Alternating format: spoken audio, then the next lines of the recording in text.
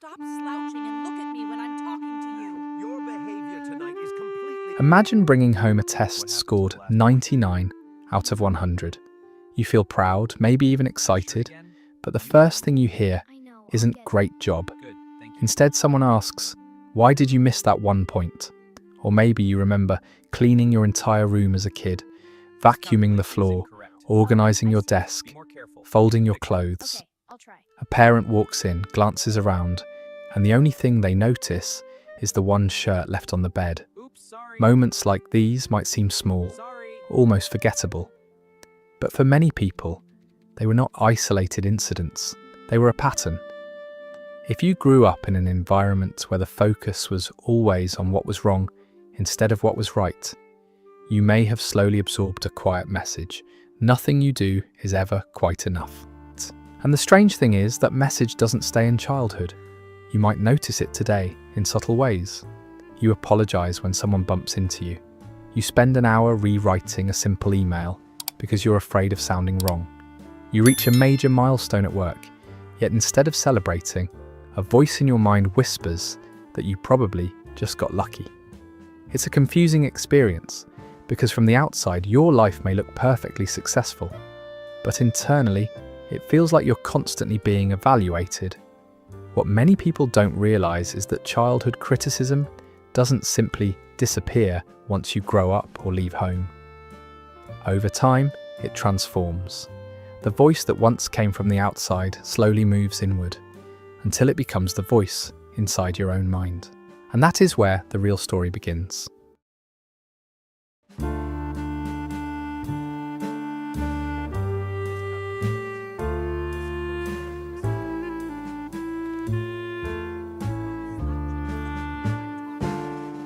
To understand why criticism from childhood can echo so loudly in adulthood, we first have to understand something about how a child's brain works.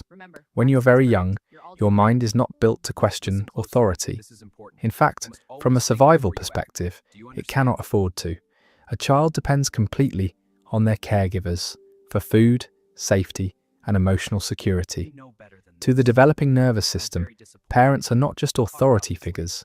They are the center of the child's entire world. Because of this, a child's brain makes a critical assumption: my parents must be right. In psychology, there is a concept called introjection. It describes the process by which children absorb the attitudes, beliefs, and emotional reactions of the people around them, especially their parents. During early childhood, the brain operates heavily in slower brainwave states, which makes children extremely impressionable. They are in many ways like emotional sponges. This means that when a parent repeatedly expresses disappointment, criticism, or frustration, the child's mind doesn't interpret it as "my parent is stressed" or "my parent has unrealistic expectations." A child doesn't have that level of psychological distance. Instead, the brain reaches a much more painful conclusion: there must be something wrong with me. This interpretation actually protects the child psychologically. Believing that you're flawed still allows you to believe that your parents, and therefore your source of safety, are stable and trustworthy. But the cost of that belief is enormous. Over time, those external criticisms don't stay external. They become internal rules about identity. What began as a parent saying, "You should have done better," slowly transforms into an internal voice that says, "You should always be better." And once that voice moves inside your own mind, it can follow you long after childhood is over. At first, the criticism in your life had a clear source. It came from outside you. A parent's voice, a disappointed look, a comment that landed heavier than it seemed. But over time, something subtle and powerful begins to happen. The voice that once belonged to someone else slowly becomes your own. This is the moment the inner critic is born. Psychologically, this process is a form of internal conditioning. When a child repeatedly receives criticism, the brain begins to anticipate it. Even before anyone says anything, the nervous system prepares for judgment. The mind starts running its own evaluation first. Instead of waiting for a parent to point out the mistake, the child learns to do it themselves. Don't say that, it might sound stupid. You should have done that better. people are going to notice you messed up. At some point, the original voice is no longer necessary. The brain has already memorized the pattern. Neuroscience helps explain why this becomes so persistent. When criticism is associated with feelings of rejection or disappointment, the brain releases stress hormones like cortisol. Over time, the brain links mistakes with emotional danger. Even small errors can trigger the same nervous system response that once accompanied parental disapproval. This is why the inner critic often sounds so urgent, so absolute, and so harsh. It believes it is protecting you. From the brain's perspective, constant self-monitoring is a survival strategy. If you catch your mistakes early enough, maybe you can avoid judgment, rejection, or humiliation. But what once helped a child adapt to a critical environment often becomes the very thing that keeps an adult trapped in self-doubt. Behind most inner critics, there is a deeper emotional system quietly running in the background. Psychologists call it the shame system. To understand it, we first need to distinguish between two emotions that people often confuse: guilt and shame. Guilt says, "I did something wrong." Shame says, "Something is wrong with me." Guilt can actually be healthy. It helps us recognize mistakes and repair them. But shame works very differently. Shame attacks identity. Instead of focusing on behavior, it focuses on the self.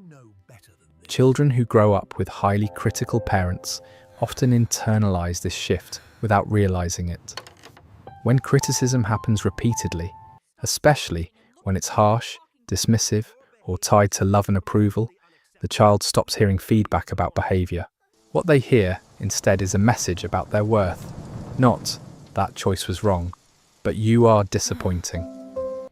Over time, the brain learns to associate mistakes with a deeper emotional threat: rejection. And because human beings are wired for connection, the possibility of rejection activates the nervous system very quickly. This is why even small mistakes in adulthood can trigger surprisingly strong reactions.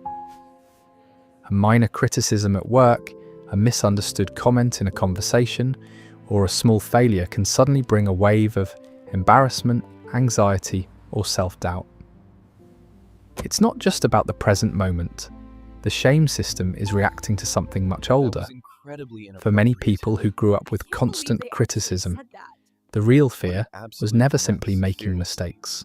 The real fear was that those mistakes proved something much more painful, that they were somehow fundamentally not enough. When a child grows up in an environment where criticism is constant, the brain doesn't simply absorb the pain, it adapts. Children are remarkably creative when it comes to survival. If love, safety, or approval feel unpredictable, the mind begins searching for strategies to reduce the risk of rejection. Over time, these strategies become what we might call survival masks. They are not conscious decisions. They are psychological patterns that form quietly in childhood and often follow people into adulthood. One of the most common masks is the perfectionist. For this child, the subconscious rule becomes simple. If I am flawless, I cannot be criticized. Every task becomes a test of worth.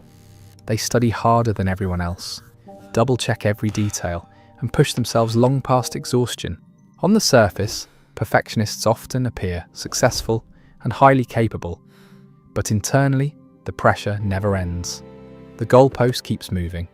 Even after achieving something impressive, the inner critic immediately finds a flaw. Perfectionism isn't really about excellence. It's about trying to outrun shame. The second mask is the people pleaser.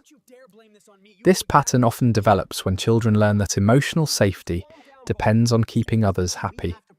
They become extremely sensitive to other people's moods, learning to adjust their behavior to avoid conflict. As adults, people pleasers tend to say yes when they want to say no. They take on responsibilities that overwhelm them. They apologize for things that were never their fault. Beneath this behavior is a powerful fear that displeasing someone might lead to rejection or emotional distance. The third mask is the avoider, sometimes called the rebel. When criticism feels relentless and nothing ever seems good enough, some children come to a painful conclusion. Why try at all? Instead of striving for approval, they withdraw from the game entirely. In adulthood, this can show up as chronic procrastination, self-sabotage, or a pattern of abandoning opportunities just as success becomes possible. Failing on purpose feels safer than trying your hardest and still feeling inadequate. What's important to understand is that none of these masks are signs of weakness. They are signs of adaptation.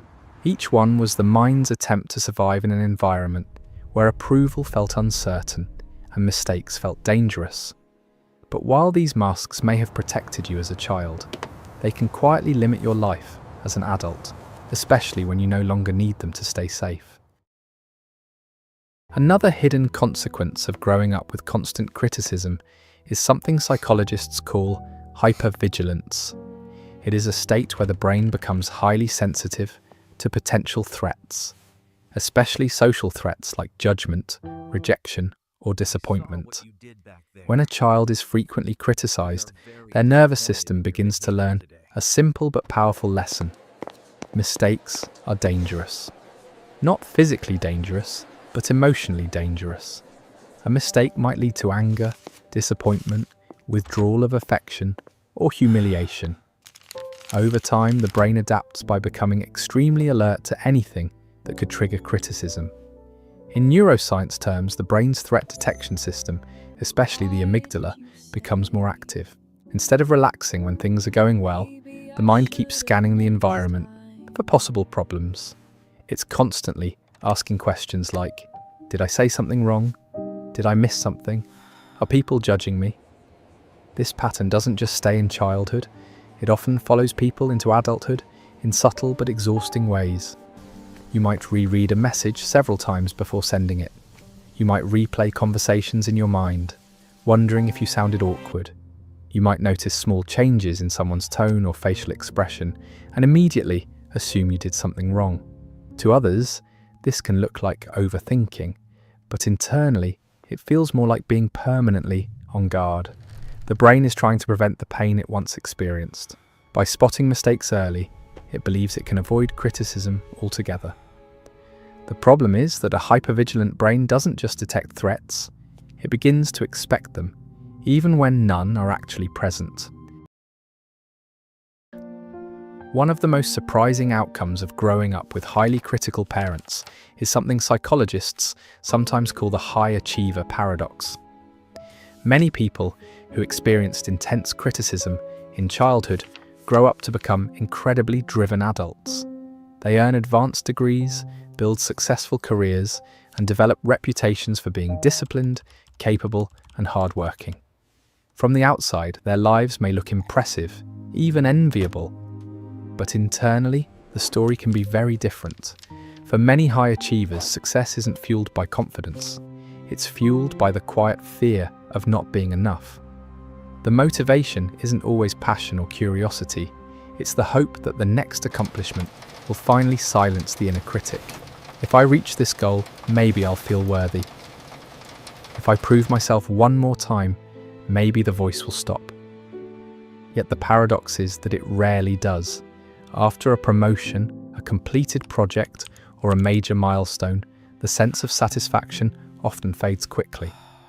Instead of celebration, the mind immediately shifts to the next challenge, the next improvement, the next potential flaw. The inner critic quietly raises the bar again. This is why many high achievers feel strangely empty despite their accomplishments. They keep climbing, but the feeling of finally being good enough always seems just one step further away. The impact of childhood criticism doesn't stop at self-esteem or career choices. It often follows people into one of the most sensitive parts of adult life, romantic relationships. When a child grows up receiving approval only when they behave perfectly, the brain quietly learns an important rule. Love is conditional. Love becomes something that must be earned. It must be maintained through performance, compliance, or constant self-monitoring. Mistakes, in contrast, begin to feel dangerous. not just because they might lead to criticism, but because they might threaten the relationship itself. As adults, this belief can create subtle patterns of relationship sabotage. One pattern is being drawn toward partners who are emotionally critical, distant, or difficult to please. On the surface, this seems confusing. Why would someone choose a relationship that recreates the very dynamics that once hurt them? But the brain often prefers what is familiar over what is healthy. If criticism was the emotional language of childhood, it can feel strangely normal, even predictable, in adulthood. Part of the mind unconsciously hopes that this time, the story will end differently. That if you finally say the right thing, do the right thing, or try hard enough, you will earn the approval that once felt out of reach. Another pattern is the opposite, pushing away healthy love. When someone offers genuine acceptance, patience, or emotional safety, it can feel unfamiliar, sometimes even uncomfortable. The inner critic begins whispering. They don't really know the real you. If they see your flaws, they'll leave. So people may pull away, start unnecessary conflicts, or emotionally distance themselves before the relationship gets too close. Without realizing it, they are protecting themselves from a rejection that has not even happened yet. The encouraging news is that the voice of the inner critic, powerful as it feels, is not permanently wired into your identity. The brain has a remarkable ability called neuroplasticity, which means it can reorganize and form new patterns of thinking and emotional response throughout life. But silencing the inner critic does not happen by trying to argue with it or force it away. Instead, the first step is learning to recognize it as a learned voice, not your true self. One technique psychologists often recommend is called externalizing the critic. Rather than thinking of the harsh voice in your mind as you, begin to see it as a separate mental pattern that was installed during childhood. Some people even give it a name. When the voice appears and says, "You're going to mess this up," you pause and mentally respond. That's the critic talking. This small shift helps create psychological distance and weakens its authority over time. The second step is practicing self-compassion, which can feel uncomfortable for people raised in critical environments. Many individuals believe that being kind to themselves will make them lazy or unmotivated. Neuroscience suggests the opposite. Harsh self-criticism activates stress responses in the brain, flooding the body with cortisol and narrowing your ability to think clearly. Compassion, on the other hand, activates systems linked to safety, learning, and resilience. A simple practice is to speak to yourself the way you would speak to a frightened child. When you make a mistake, pause and acknowledge the feeling rather than attacking yourself. Remind yourself that imperfection is part of being human. Over time, these small moments of awareness and compassion gradually retrain the brain. The critic may still appear occasionally, but it no longer controls the narrative of your life.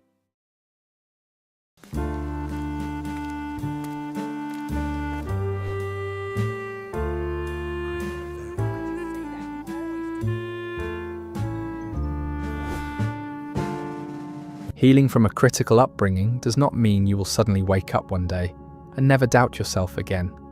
Insecurity is part of being human. The real shift happens when your relationship with that voice begins to change. For most of your life, the inner critic felt like an authority. It sounded convincing, it sounded urgent, and for a long time you believed it was telling the truth about who you were. But healing begins the moment you realize something important. That voice was never your identity. It was a survival strategy your mind learned in childhood. There was once a younger version of you who was simply trying to stay safe. A child who learned that approval had to be earned, that mistakes might lead to rejection, and that the safest way to avoid pain was to be harder on yourself than anyone else could be. Seen from that perspective, the inner critic stops looking like an enemy. It begins to look like an outdated protector that stayed far longer than it needed to. And slowly, something changes. Instead of attacking yourself when you stumble, you begin to pause. Instead of assuming that every mistake defines you, you start to treat those moments with patience. You begin to offer yourself something that may have been rare growing up: understanding. That is the moment you start becoming safe to yourself. And when you're finally safe within your own mind, something remarkable happens. You no longer have to perform for worthiness. You no longer have to chase approval just to feel enough. You simply get to exist as you are, and that is more than enough. Thank you for watching.